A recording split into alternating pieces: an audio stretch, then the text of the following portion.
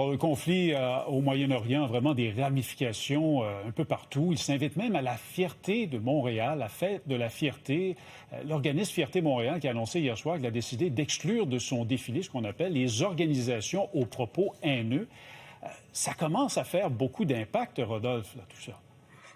Oui, ça commence à faire beaucoup d'impact et je commence vraiment à dire, faudrait qu'on arrête vraiment d'importer les conflits. Puis quand on fait des événements, que ce soit par exemple comme la fierté et d'autres, est-ce qu'on peut juste avoir des drapeaux du Canada? Ça veut dire, je ne comprends pas pourquoi on a besoin pour n'importe quel événement d'avoir des pays, puis que ce soit pour d'autres causes, etc.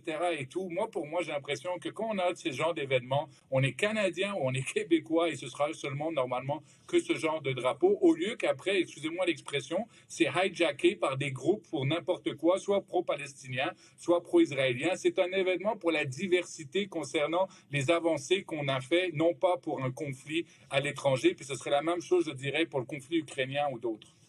D'accord, Yasmine?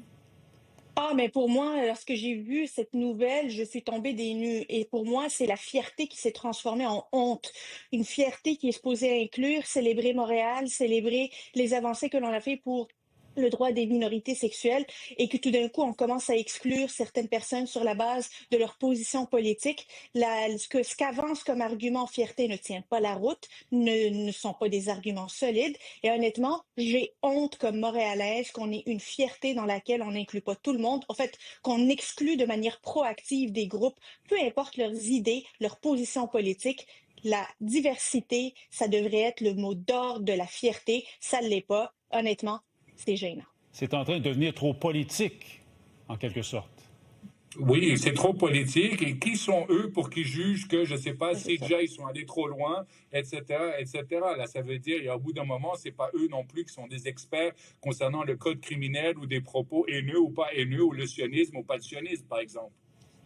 Alors, c'est à suivre. On va voir ce que ça va donner, cet événement qui est en cours à Montréal pour encore quelques jours. Yasmine Abdel-Fadel, Rodolphe Hosni, toujours un plaisir de vous voir. Merci Raymond. Pareillement. Passez une bonne journée.